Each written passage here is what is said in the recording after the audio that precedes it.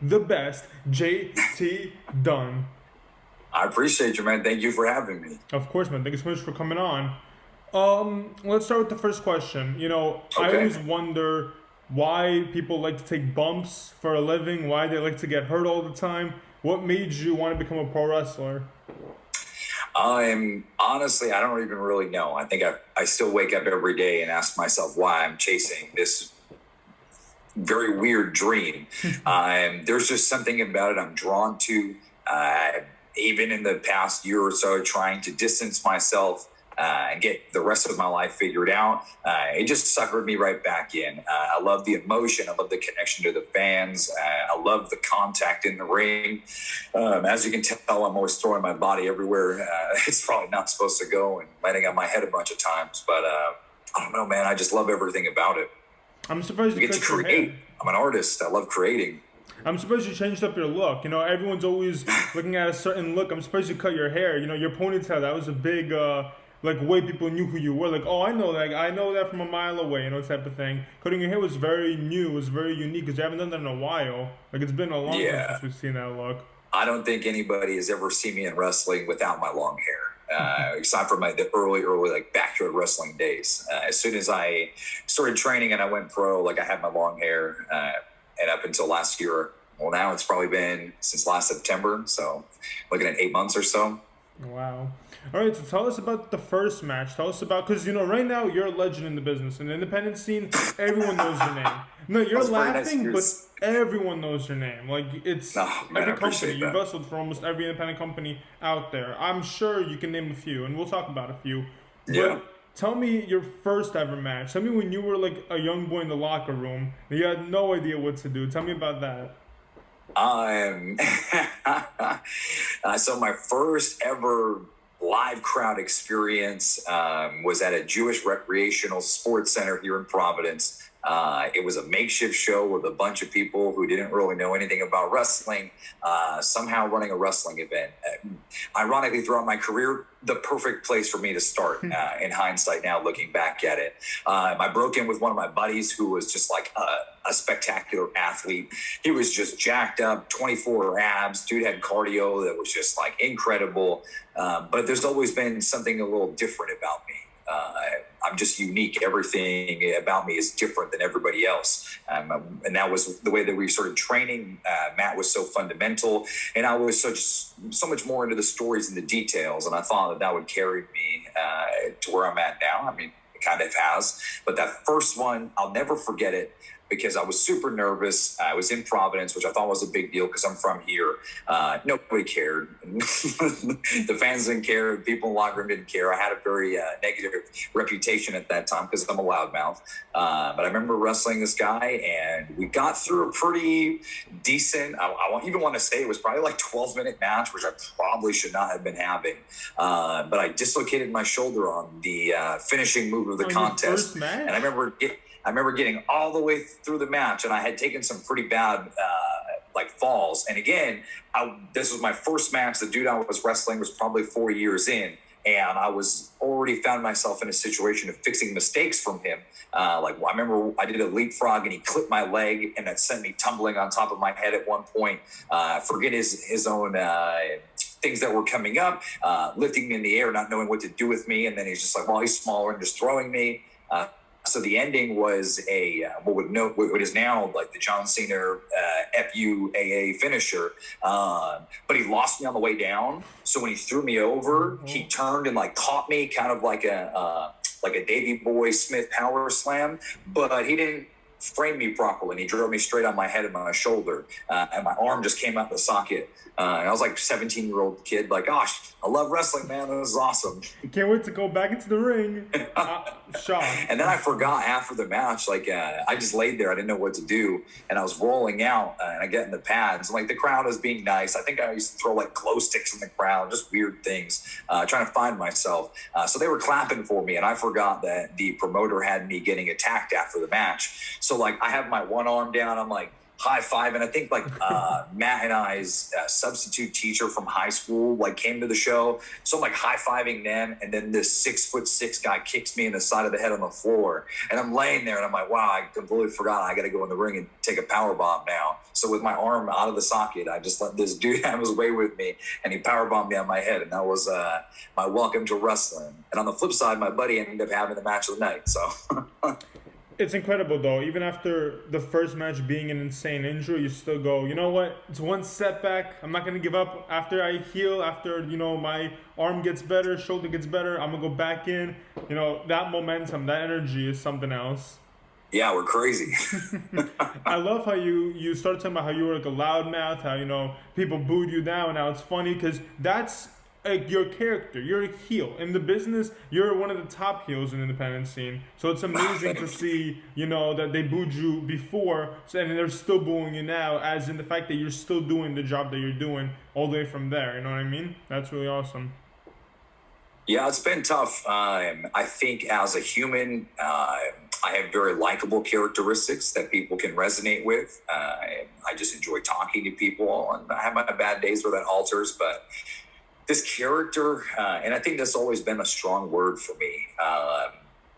JT Dunn isn't a character. Like, it's just me accentuated, my personality traits. Each layer of my career, I've just harped on one trait, and I kind of let the crowd dictate it. I let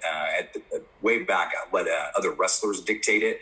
Like, whatever they thought of me, and I thought was the majority opinion of me, I just ran with it. Why not? People are already thinking that anyways. And if I'm gonna need to get over, I'm already on track. If they think I'm an asshole, like, okay, here I am, Mr. Asshole. If they think that I'm this genuine, sweet dude, all right, here I am, love me. And it's worked because I'm just real. Like, I'm not paint my face like a clown.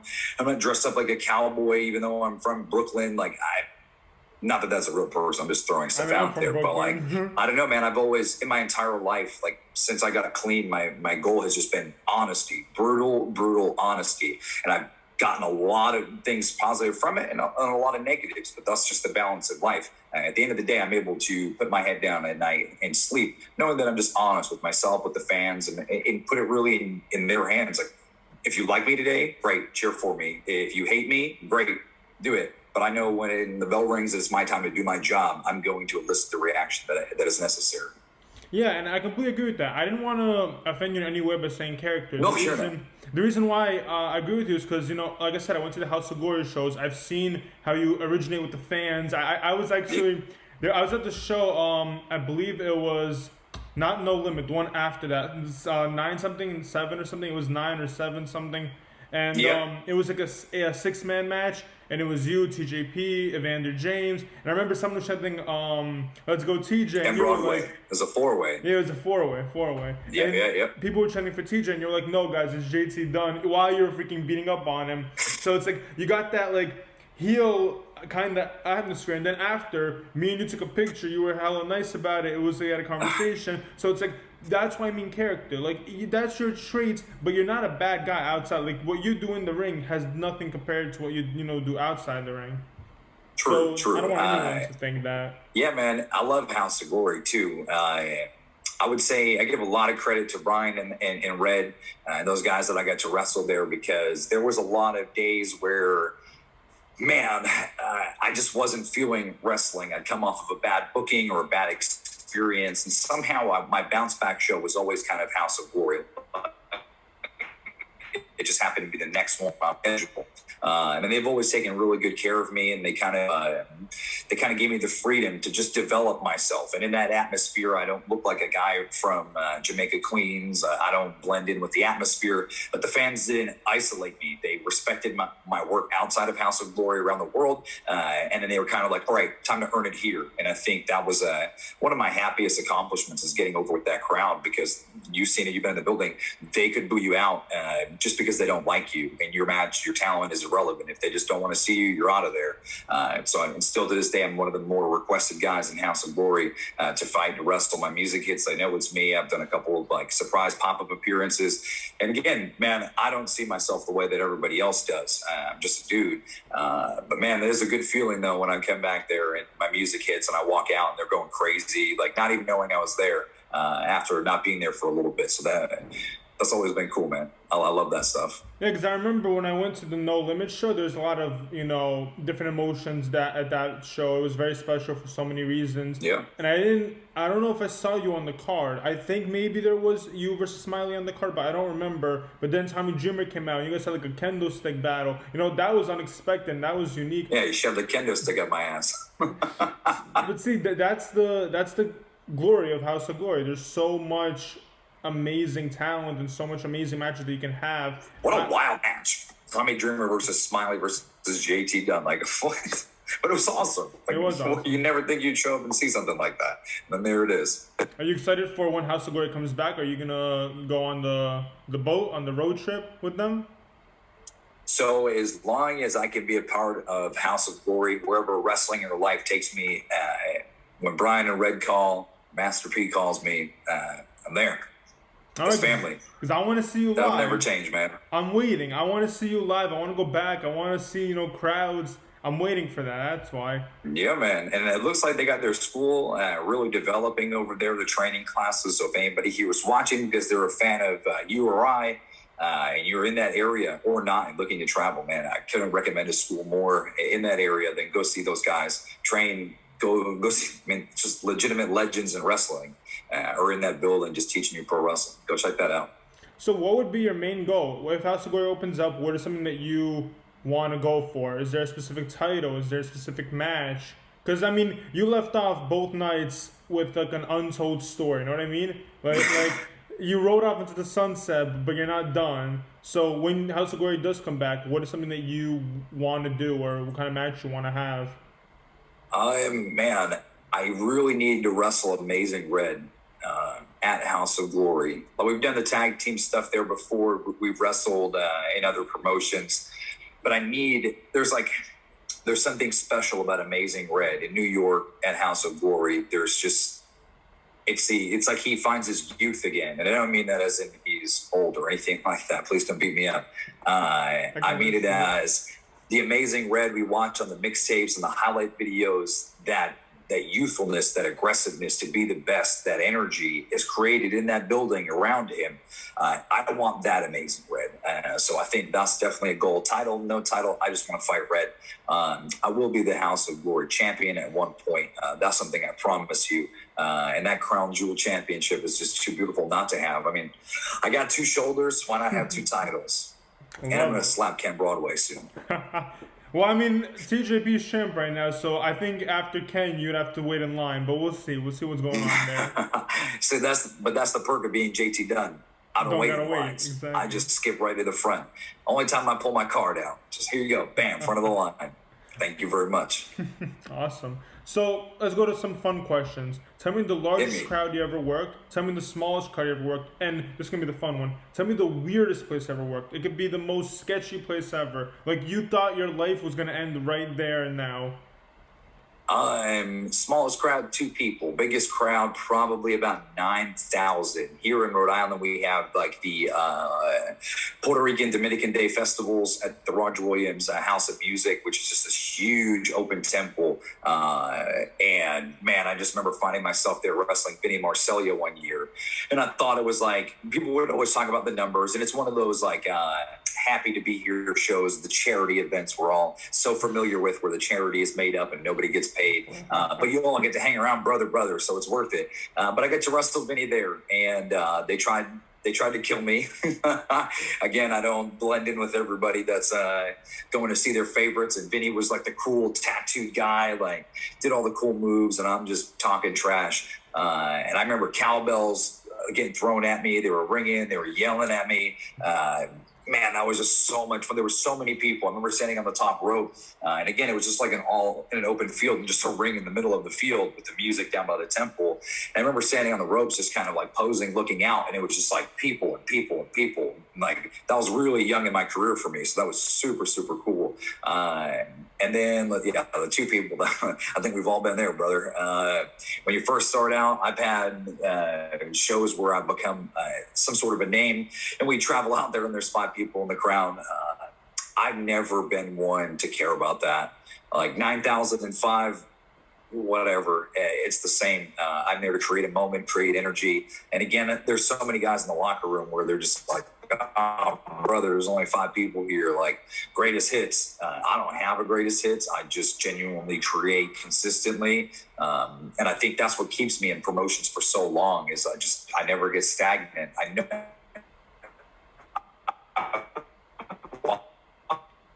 Other pieces, pay attention to the rest of the card, change your stuff up, stay different, stay unique. And again, who cares how many people are in the building? If it's 4 people, those 4 people paid their hard-earned money to come watch you, especially now coming out of this quarantine and post-pandemic era of wrestling. These people need money more than ever, and they're going to spend it to come watch us wrestle. Who cares how many show up? I mean, I hope it's everybody. But if it's not, we still perform to the best of our ability. And the weirdest, I wrestled in a strip club bar comic book store in Nova Scotia, maybe 6 months into my sobriety. So that was a very unique atmosphere for me because the building was dark. They had one blue light on the ceiling that kind of like casted a shadow over the ring. The ring had duct tape on it. It had there was no middle buckles. There was just the rope, and it was just a bunch of drunk Canadians watching me with my pink flamboyant hair run around, and they're just shit faced. I remember it was they talk about the PWG pitchers of beer, like that's what it was. They were just double fisting it, drinking, hooting and hollering, but like you could watch a stripper dance, get a drink, and then buy an X-Men comic all at the same time. It was a very strange place for me. And again, I was in Nova Scotia, away from home, like with people I'm not even familiar with, not even sure how I even got there, like just crazy stuff. I mean, everybody has the bars and the parking lots and all this other stuff, but not a comic store. That one always sticks out to me. Like you can just see naked ladies and naked dudes and just play some video games at the same time. Okay. I've never even heard of a comic book store / strip club, so that's already unique to me at this point. It's very, very unique, man. I mean, I actually have to find the link. It's in my YouTube, like deep in there. If you ever get a chance to, before I upload the video, we can have it in the bio. Yeah, it's deep up in there. I think that the next day was in a firehouse. Just a weird trip, man. All right, so let's talk about your portfolio of wrestling, right? Because we know. Oof. Yeah, that's going to be a big one. But one of the ones I want to start with is your rivalry with Cody. I remember the first time I ever saw you was when you hit the promo where you had the Stardust face paint on you. How was that? You know, because that's one of those things where it's like, I could do this. I don't care, who sees or what company sees. It's one of those things where you're playing risky lines. How was it doing that? How was it, taking over? It was an experience because Cody, I mean, I wrestled at that point, I had wrestled everybody. Mm-hmm. Former WWE guys, the Hall of Famers that do the rounds and everything like that. But I had never wrestled somebody who had as much popularity in the moment that I was wrestling them as Cody Rhodes. And I knew, like, I had done the tag team thing for a while and then the death by elbow thing for a bit. This was my first shot to be like, hey, like, I am a valuable piece of everything that you've watched before. There's always been a 50-50 split in my tag team wrestling stuff. Early on, maybe more 80 me, 20 the other guy. But Death by Elbow definitely was a 50-50. And coming out of that, I couldn't miss. I knew every opportunity. I had to hit a home run. I didn't want negative publicity. I didn't want anybody being like, he doesn't deserve this. So I remember just kind of sitting down with Pro Wrestling Magic and saying to them, hey, I'm going to piss a lot of people off, but we're going to pack this building. Like, what's capacity? And is there a restriction on what I can and can't say or do? And I remember them talking to agents and emails and all this other stuff. And in the midst of waiting to hear back, because it took longer than I anticipated. I'm patient, but sometimes like when I have the idea in my brain, it just needs to happen right then and there. I'm not trying to postpone it for any reason. So I filmed that promo in the midst of waiting for them. And then I kind of just posted it by myself because I thought it was perfect. We did the two versions, the more serious version, and then we did the blooper reel where we kind of just had fun with the extra takes and stuff like that. Because it was 3 a.m. when I was filming that. It took forever to paint my face. But man, that was it. That was my big shot at fame. That was my big shot at letting everybody who was going to watch this match or be watching Cody be watching me afterwards. And I wanted them to, I wanted Cody to feel like, hey man, if you were really paying attention to the heartbeat of independent wrestling when you made that list, you wouldn't have put Hero's name on it and not mine. You wouldn't have put this guy's name and not mine. That's just my ego. That's what fuels me in those situations, so that I force myself to have so much pressure. Because that's where I do my best work, is when I feel like, okay, it's it. If you mess this up, your career is over. So I kind of put that kind of stress on myself every single match. And this one times 100. And then I found out Brandy was going to be a part of our angle. And I hit up one of my buddies and I said, hey man, I have these orange trunks laying around that I'm never going to do anything with. I'm not really into the custom stuff. So can you spray these up for me, Rick Rude style, and put Brandy's face and put Death by Brandy right on the crotch? And he was just like, yo, are you sure you can do that? I was like, oh man, it'll be fine. It's whatever. And man, when I ever posted the picture of those trunks, it pissed everybody off. But overall, the match was great. We put capacity at Pro Wrestling Magic. Still to this day, it's the most tickets they've ever sold for an event. And I take pride in that because there's a lot of hard work that goes into it. Doing the promo is one thing, but keeping up on it afterwards and really promoting is something that a lot of people don't understand, like how much time and effort it goes into. So that was really cool, man. It was a cool experience to get in there with Cody when he was red hot. It was cool for me to get in there and just perform at my peak, at my best, with all that pressure. And it was really cool that him and Brandy were super understanding of me trying to get myself over. And they allowed me to do so, which was something they didn't have to. He could have easily filmed a promo, buried me, ended my career in probably 4 or 5 words. But he let me just run wild with it. And it led to us doing multiple matches, touring in Germany together, eating our McDonald's chicken boxes every day, trying to keep fueled up. Yeah, man, it was cool. And those are the things I never will forget, because that, now we're connected because of that moment. And if I didn't take that shot, I would have lost so many opportunities that came for me afterwards. I would have just been shy and bashful and never did it. Probably had a mediocre match, and then Cody would have been like, man, whatever. That's probably why it wasn't on my list. That was incredible. I had no idea about that story. Just to hear about all that was interesting, because those are the questions everyone's asking, like how, where, when, whose idea. The fact that it was all your idea was very, very, very impressive.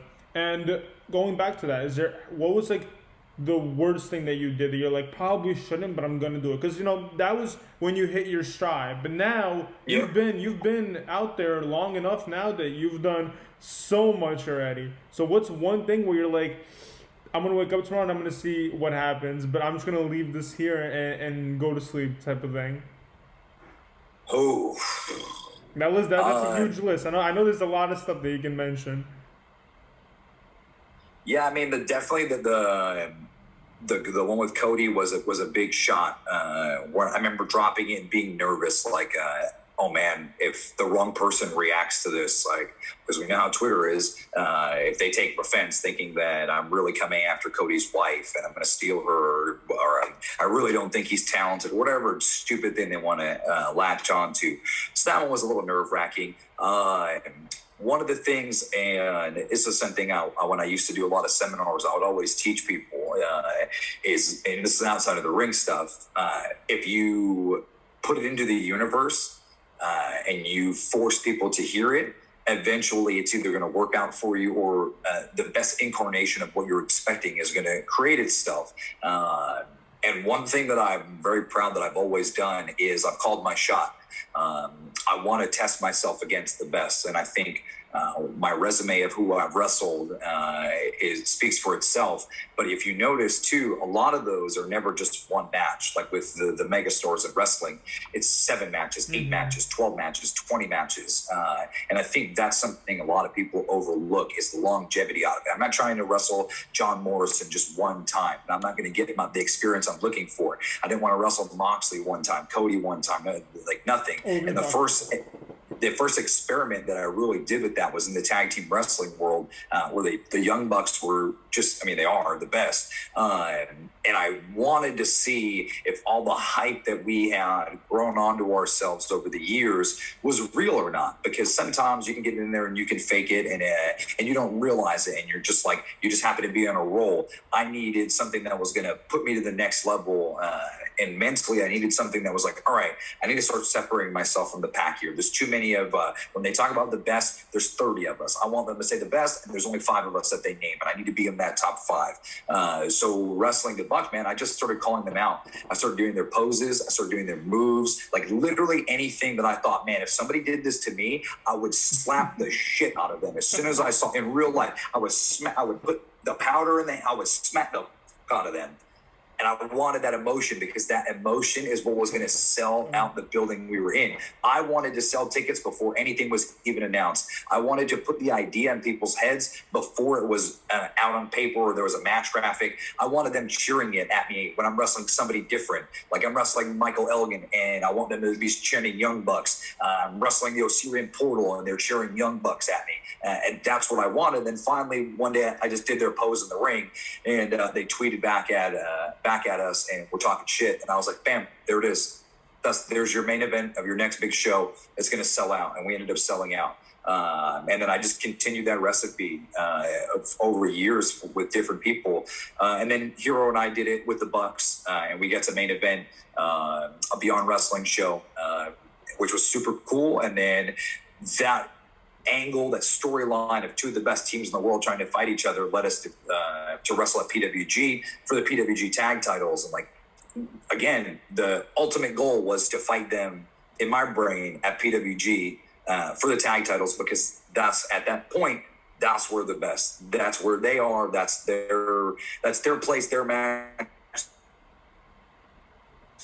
their venue, their environment, their people. They need to have that for me as well. So when we got to the Beyond match, it was super cool to have that moment, but I was still missing something. I still needed more. So I didn't just stop just nipping at them. And then eventually the call came and bam, there was not main event, sorry. Big match at PWG. Then we went like 30 something minutes, 15 overtime, but hey. How many times have you watched that match? Do you watch your own matches or no? No. Okay, so I definitely do watch my own matches. I watch it probably about 4 times. I'll watch it once just to watch it. I'll watch for reactions based on the crowd. Not even for the moves, just seeing what gets what. I'll watch the footwork and then I'll watch the selling. All right. And have you ever watched a match that you had and you were like, I can't watch this ever? Like this match is yeah, some of my older ones. I'm a storyteller, and that's something I think I've lost a lot of. I just lost a lot of time with, because for a few years wrestling just became who can do the most convoluted fucking moves in an 11-minute time period and just undersell, land on your head, get back up, flip-de-doo-dah, and then whatever the hell it was. And I know I sound like an ignorant ass, but that's literally I'm in the locker rooms. I hear what we're saying to each other. That's literally what the fuck people would say, and I fell into that trap. Everybody started wrestling that style, and I just started doing it. And I think it made me more popular in a sense because I can sell and take the moves well and do all of that stuff. And my cardio is through the roof, so like I didn't mind not doing the selling and everything.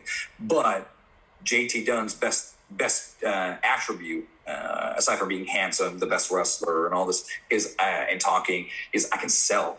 I appreciate the art of selling. I would sell for everything.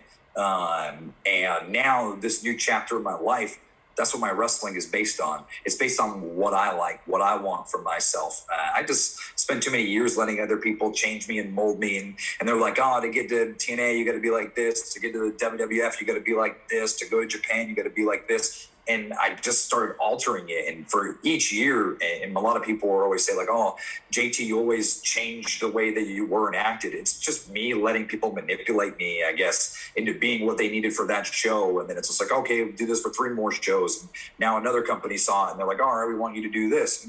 As a wrestler, you want to get paid. We want to travel. We want to have the exposure. So I just did it. And the shame on me for allowing it to happen for so long.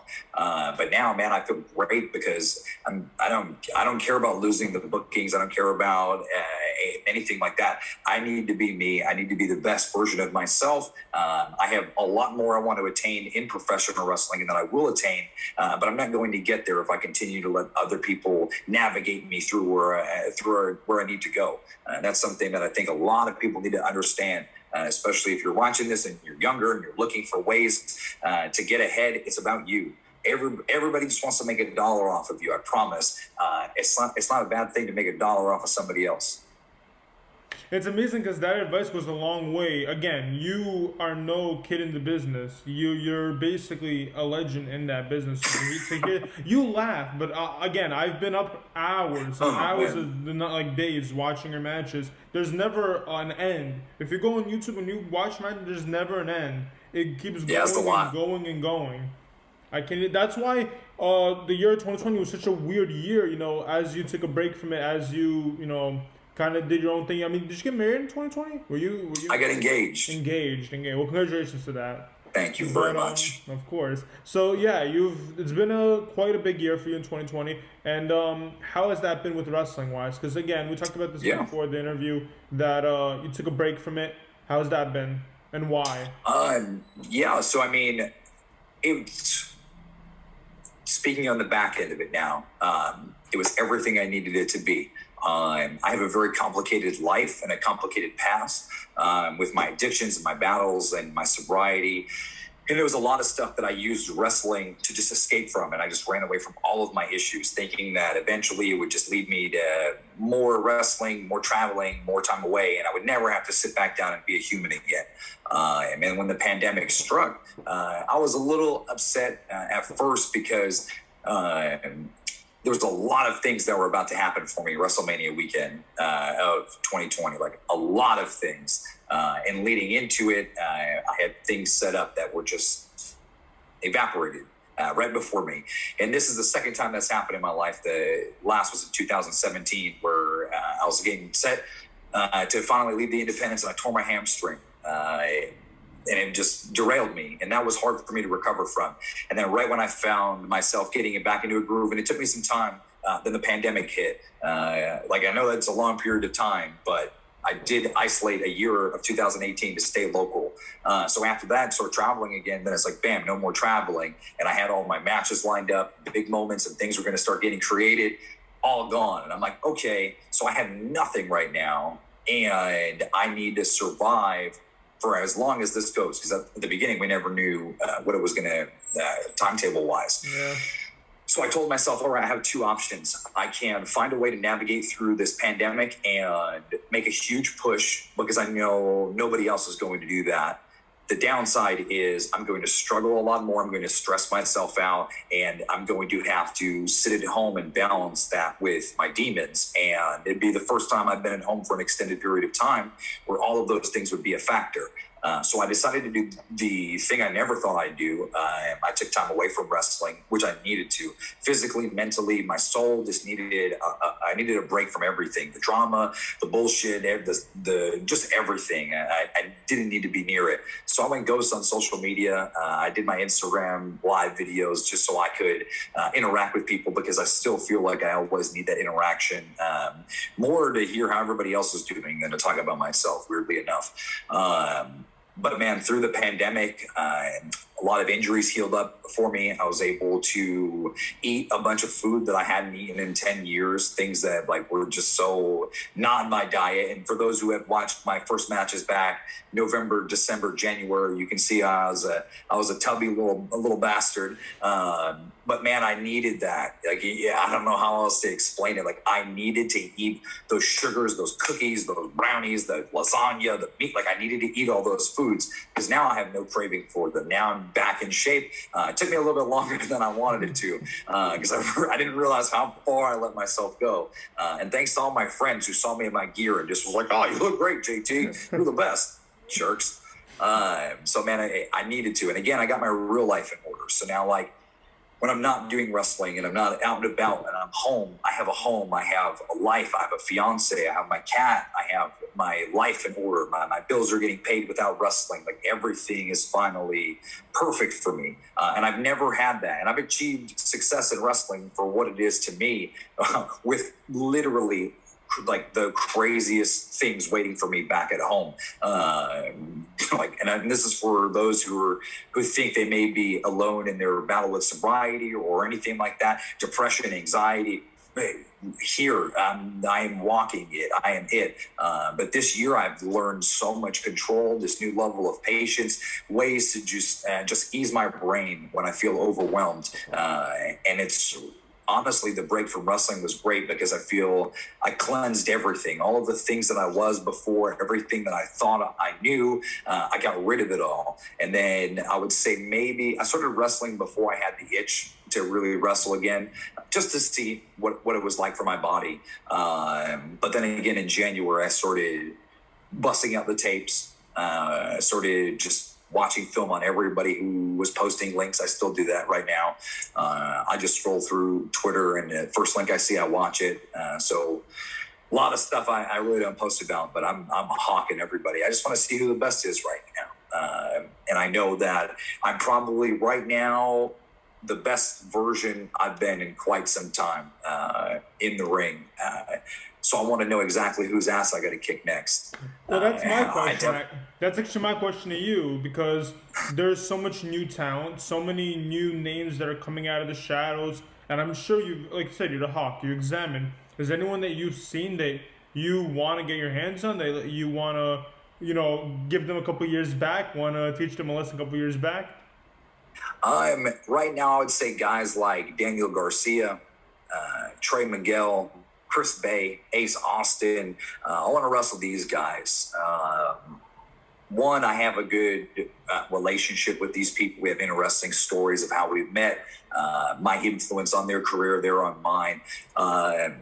For example, we'll use Daniel Garcia since he was the first one to pop into my brain. Congratulations.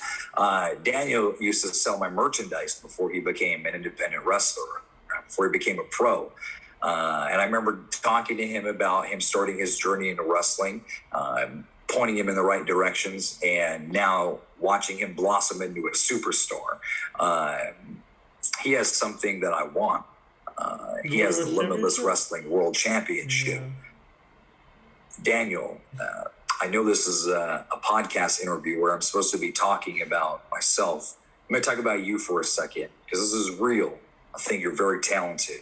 I think you're amazing right now. But I want you to understand, as soon as the phone rings and I'm going back to Limitless Wrestling, I'm going to beat the shit out of you. The same way you've been doing to everybody else. I'm going to beat the shit out of you. I'm going to remove that championship from your grasp. And then I'm going to beat the shit out of you again. See you soon. You can clip that. I will, don't worry. But that is no, I got it. I mean, I got chills listening to that. I'm over here like, I hate that I have to be on the other end. I want to fight the best. Wrestling is the realest form of fighting in my life. I need to be in there beating somebody, and I need them to fight back. I just need that, and that's why matches that I used to have with guys like Martin Stone were so important to me. Danny Burch for those NXT fans. Daniel reminds me of him, and I can just feel the chemistry in just, weirdly enough, just watching him wrestle and the conversations that we've had over the years. So wrestling, like I said, to the younger talent, to the guys who are confused right now, say it out loud. Just say it out loud. What's the worst thing that can happen after you say it out loud? It happens. Oh, my God. Imagine that. Imagine saying I'm going to fight all these guys and then I go and fight them. That'd be something. I mean, I would love to see it. If that actually happens, I'll fly out to wherever the show's coming out to watch you versus Daniel Garcia. Mark my words. I'll fly out for that match because I want to see that. And I'll definitely post that clip because we gotta. That's gold. Hell yeah. We have to do that. Let me insert one other guy whose ass I need to beat. because I don't really do the podcasting thing too much. I love it. So, you should. You're quite good at it. Hey, Danny Limelight.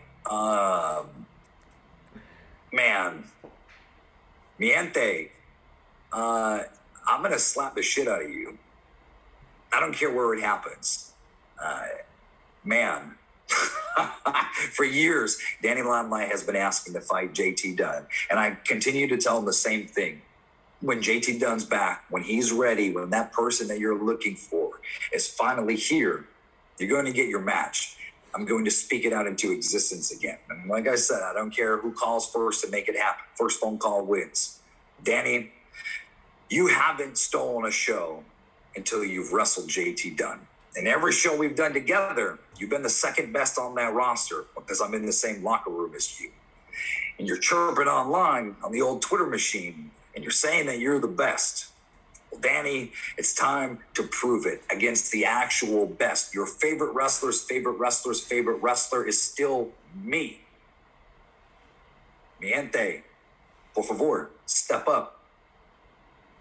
You're going after everyone. You know, I got one name for you. I want you to hit a promo on this guy because this guy's been talking. Oh boy. Oh yeah. See, that's what you don't want. But I want to see you versus Lio Rush.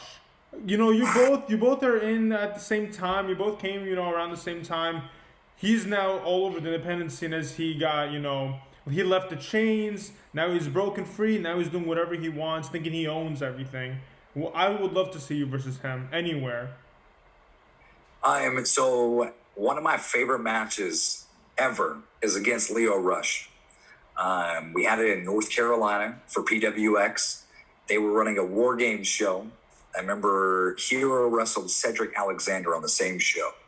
It might have been Leo and I's second time ever wrestling. I believe our first one was here in Providence at XWA.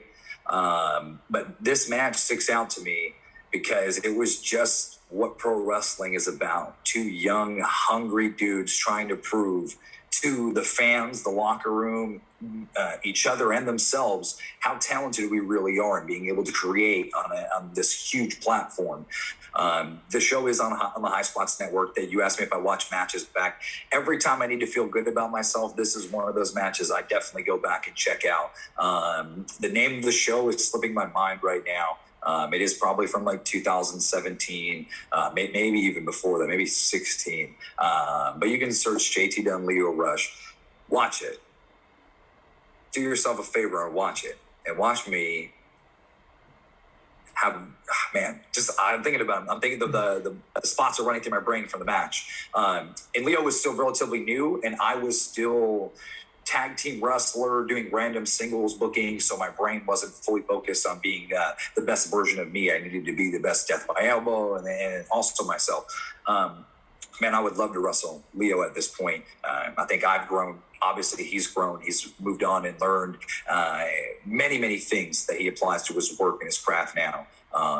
The most important thing for Leo that I've always enjoyed about him, and some people dislike it, is confidence. I wish if I could go back to the beginning of my career, I would have never stopped talking shit. I let a lot of people silence me, and to the point where I felt like if I was talking about my own accolades or just talking trash, because that's what I'm good at, is just riling people up, it made me feel like I was being belligerent and overconfident and cocky and arrogant. I don't possess those qualities. My confidence is backed up by facts and proof. And again, if you doubt me, let's pause the podcast for a second. What's the worst JT Dunn match you can think of off the top of your head? Worst moment. Go. You, everybody watching, think of it. I have it. I'm going to tell you. You can't think of one. That's the entire point. You can't think of one. That's why I'm literally the best. 10 years span of wrestling that I thought I was awful at and wrestling that I thought I was the best at. And in between that, you can't find a bad JT Dunn match. I've never looked down on an opponent. I've never not taken anybody seriously. There's people I'm supposed to go out and squash, and then I come back to the locker room and I get yelled at for giving them a 25-minute match. I just love wrestling. And that's what I love about Leo. So Leo, I don't really have a promo to cut on you. I'm sure if we ever get you to respond to this, I'll have more to say to you. we haven't spoken in a while. So I guess let's start with congratulations on everything, and I'll see you soon, dude. All right, sweet and simple. I like it. Short, sweet, and simple. All right, so, one of the things that I love to ask a lot of my guests, and it's for the new fans out there who aren't sure who you are, but like you said, everyone knows who you are. It's impossible for them. I didn't say that. You said that. We know it's true. Why do we have to lie to the people? Let's not lie to the people. So, what are the 3 matches that you want everyone to check out? We already said Leo when you was 1, right? You would put that in your top 3? I would say, man, that's tough. Hey, man, I'm not asking you your favorite wrestlers. I'm just asking you what your 3 matches. Yeah, fuck yeah, man. I hate that question more than anything.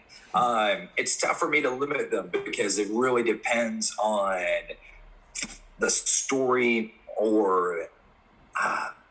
I just have different matches for different moments in my life, like different periods of or incarnations of myself.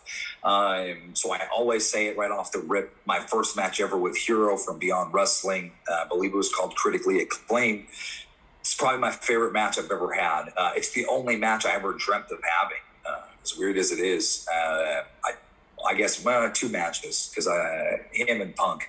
So like when I wrestled Hero, man, that was it for me. I honestly, my career could have ended at that point, and I would have been happy because I don't know, my goals are always different than everybody else. Like I'm searching for different things through pro wrestling and all this money and Twitter followers. I just want to be the best, and you can't be that on Twitter. You got to be it in the ring.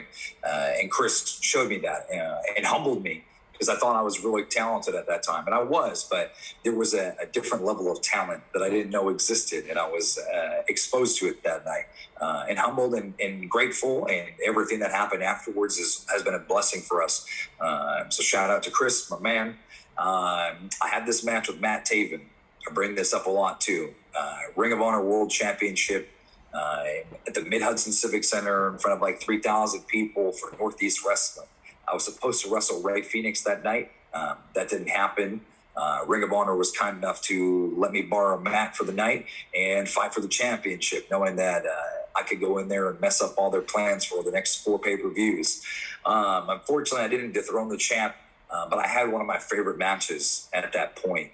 Matt and I have a very unique backstory, and I think that has turned our respect for each other into something very different.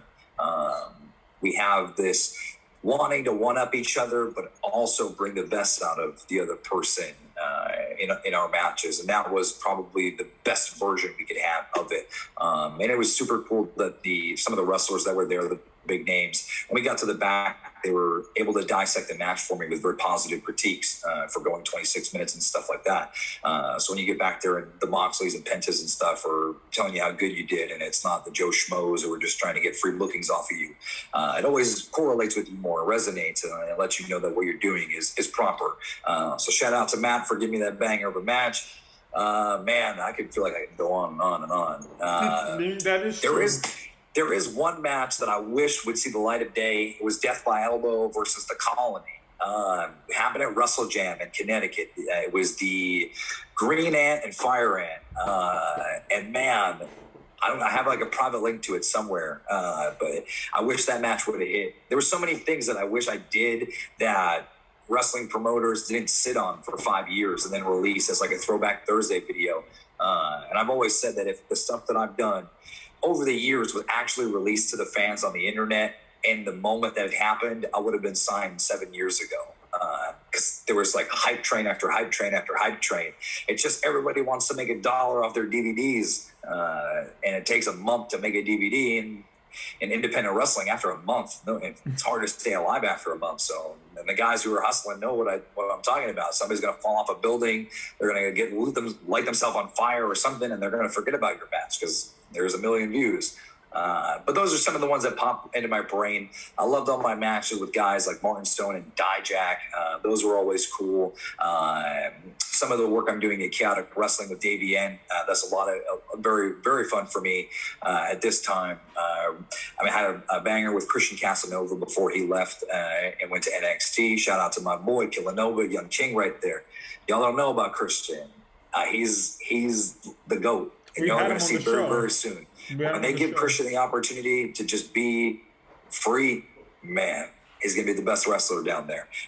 So, man, love you, miss you, do us proud. So that match with Christian, I was in a little bit of better shape for. I was a little pudgy that match, and he showed up all brolic. So that was a good one. All of our other stuff from before was great. I don't know, man. Like I said, I don't really have matches I look down on. Everything is a learning experience, good, bad, or indifferent. And I think what keeps me being me is the ability to fix mistakes as they happen in the ring. It doesn't matter if they're like a student brand new to the game or if they're a legend. And myself included, we all make mistakes. And the best dance partner is one who is going to hide that for you and make you look great, as opposed to exposing them, letting you fall on your head or let the crowd laugh at you or anything like that. So yeah, man. I don't know. Y'all watching? Tweet at me. What's your favorite match of mine? Tell me. I don't watch everything, so let me go back and watch my stuff. Tell me what to go watch. Or to the other question about who the guys I should be wrestling, tell me, who do you want to see JT Dunn wrestle? The best version of me is right now. I want to wrestle the best version of somebody else. Point me in the direction. I'll hop on a plane and we'll go. All right, you all heard that. All right, so I wasn't going to ask you this, but as we're talking, it just popped into my head, and it's a great question. Okay. You know, like I said, 2020 was a hard year. 2021 is, very different than every other year. It's such a interesting year. So a lot of people are offended about a lot of things now. Certain heels can't be heels. They can't do a lot of things because they're afraid that it might offend someone else. Your background, your history, you don't care about that. But now we're at this type of era where it's called cancel culture type of thing, where you could lose your career, lose everything by one wrong promo or one wrong thing where someone feels like it's offensive. How are you going into wrestling now and doing your, everything that you do, having that on your shoulder, if you even think about it? Maybe you don't even think about it. I think it's impossible not to be in the back of your brain. Luckily, I don't really put myself in stupid situations. And again, the JT Dunn character, I'm just better. I didn't say character this time. I'm the best. So I don't know how you would really prove me wrong. I don't like my trash talking and everything like that is just dictated based strictly in the ring. I don't give a shit what somebody does outside of the ring. Like, I'm not following you on Twitter or anything to see like how many cats and dogs you have. I'm trying to keep track of who the best is. And that's really where my energy, my motivation all comes from. So yeah, I don't know. I think I kind of avoid that stuff because I don't know. I don't fat shame people or anything like that I've seen other people do and get negative attention on it. And certain words, I just don't use in my real life. Why would I use them in wrestling? Other than that, man, I'm just me. So it's like, I'm going to talk my trash. I'm the best. That's what you're going to hear me say. You're going to hear me say it a million times over and over and over. I'm never going to stop saying it until I meet the one person who just embarrasses me. And then I go, oh, wait, that guy's the best. I haven't met that guy yet. You're the guys who you think are the best. I've wrestled them, and at the end, they shake my hand, they look me in the eye like a man, and they go, "Damn, you're the best." You can't really take that away from me. So why would I not say that? I don't really have anything else to talk about.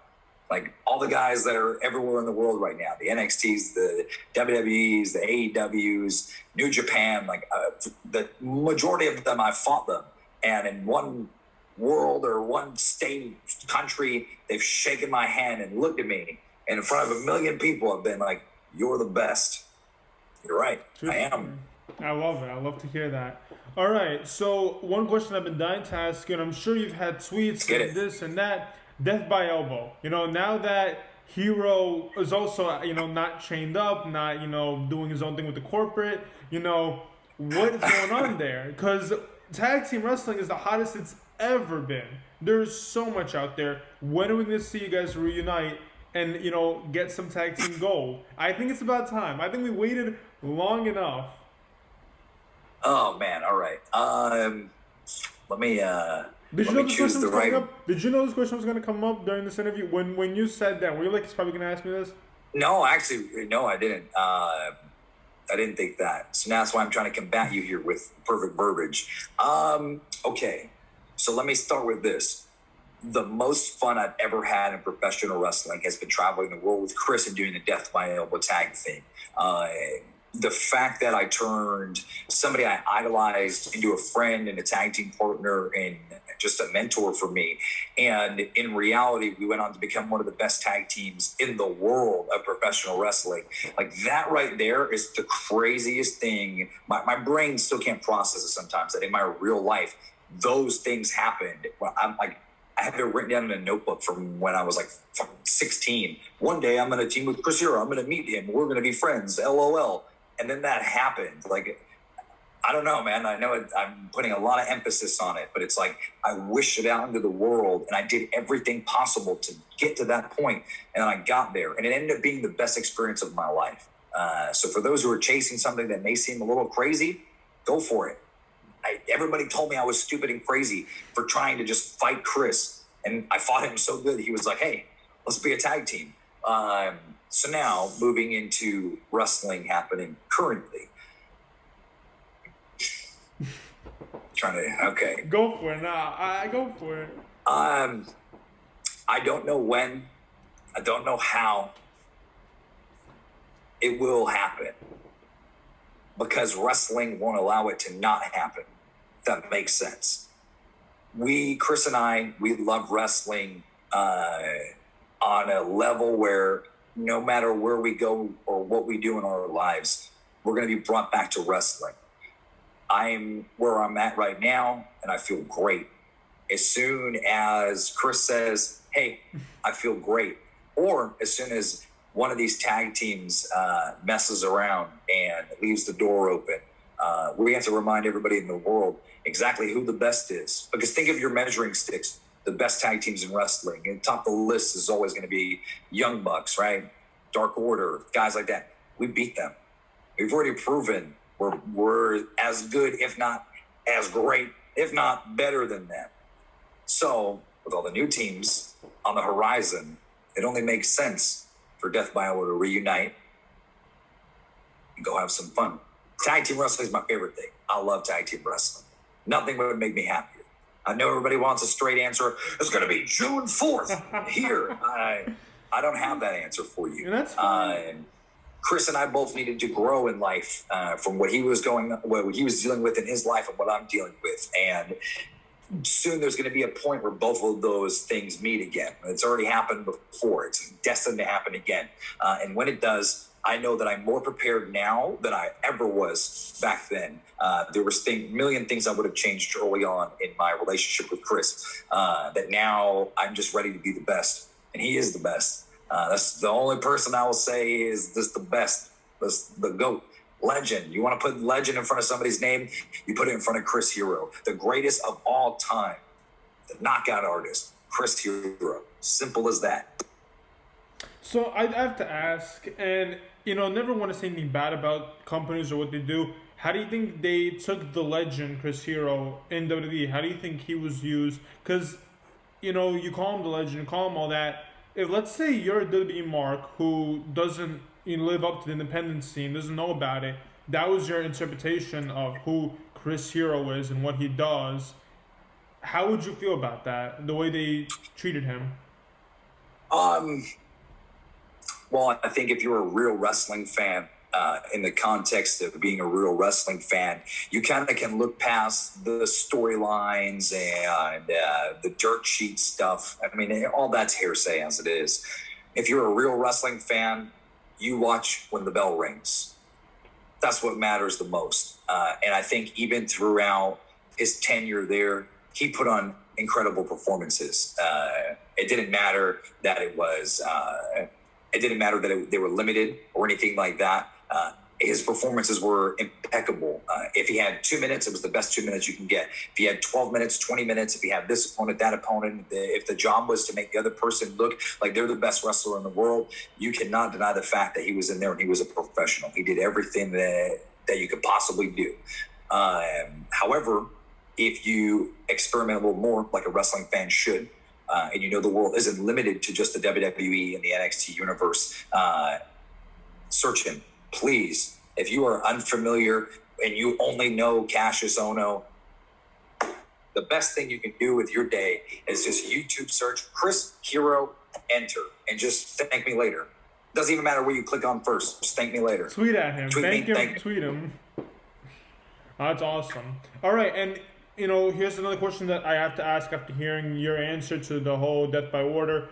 What company? Where the town? Like, if I had to give you every company right now, big, small, does not matter. Pick one that you think has the greatest tag team divisioner that death by order will eliminate in minutes.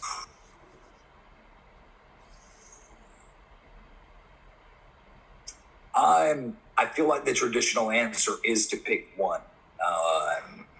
Instead, let me flip the script on you. How about all? How about we walk into Ring of Honor, TNA, Impact Wrestling, go to AEW as the NXT? What does it matter? I want to fight the best. If a company has a tag team that they think is the best, I want to fight them. If they have somebody who considers themselves the best, I want to fight them. I don't care about the company. Obviously, a bigger platform would be incredible. There's very talented wrestlers in AEW right now, and that's always the first that pops into my mind, as I do have a lot of friends within the company. Man, I would love to walk in there with Hero and just put on a clinic. I would love to go there and learn. I would love to go to Impact and learn. There's talent there that would teach me stuff.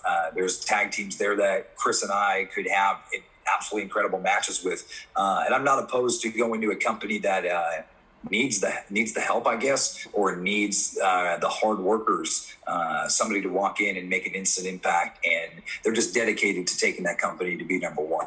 If you're looking for that guy, I'm right here. And if you're looking for that tag team, it's Death by Elbow. Awesome. I know. I love it. I love how we ended it there. Let's stop right there. Let people go learn. Tell them where they can follow you. Tell them how they can support you. Twitch stream, everything. Tell us how we can just, hang out, talk. All right. I appreciate you, man. Thank you. At DJT Dunn on just about every form of social media. Unfortunately, I have a very busy schedule at this time, so the Twitch streams have been ceased for a little bit, but I'm hoping to clear up some time and get back to that and gaming with the fans and the other wrestlers and everything, as that was so much fun for me during the pandemic. I want to give a shout out to my boys right now that have been keeping me afloat coming out of this pandemic. That's my man, Trigger the OG, Danny Miles. In Chaotic Wrestling, you know us as the Unit. So if you're unfamiliar with them, please do yourself a favor and look them up as well. Trigger's the person who helped train me and break me into wrestling. And now we all kind of find ourselves together here at this point in our career. But if it wasn't for those two guys, man, it would have been very hard to pull me out of my house coming out of this post-pandemic era. But like I said, at DJT Dunn on everything. Let me leave you with this, wrestling aside. Today, I celebrate 9 years into my sobriety. I actually kind of forgot because time just kind of keeps on slipping by here. But I sat down before this interview and I happened to open my phone and look at the memories. And it was like, oh, man, of course. Sober today. This is the basis I've ever made in my life. And I'm not anti-drinking or anti-drug or anything. Like, I'm not going to push propaganda down your throat. All I'm going to say is if you need help, it's out there. Please get the help that you desire, because nobody in this world wants to see the world without you in it. You do whatever you can to find that help and let us help you beat those demons. 9 years of sobriety in my life, having control. I've accomplished so much, and there's still so much more I want to do. But the most important part of me getting sober is being able to help other people. Wrestling is just the greatest platform I can ask for to be able to continuously do that. And although I don't tweet about it and Facebook about it or talk about it on lives, I'm constantly in private messages and talking to people off the books about how to better their lives. So please, that's something I talk about frequently at the end of podcasts.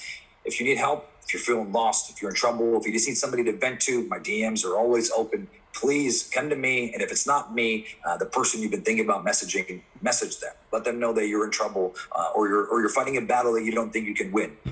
As somebody who has been in those battles continuously, and we fight every day. You don't just get clean and it ends there and you're like, oh, hooray, it's 4,338 days. It's a struggle every day. I'm here for you. He's here for you. We're here for you. Love is love. Sobriety has been incredible for me. Not everybody's as intense as the issue, as being an alcoholic or a drug addict. People just need to gain control. Mm-hmm. Just love yourself, man. Love yourself. Awesome. That was awesome. I hope you guys enjoyed this video. Again, go home, click on your computer, click on your phone, whatever you're on, and just watch everything that he just told you to do. Chris Hero, JT Dunn, everything. Go examine it and tweet him. He'll love it. Yeah, man. Hell yeah. All right. Thank you everyone for listening. Appreciate you.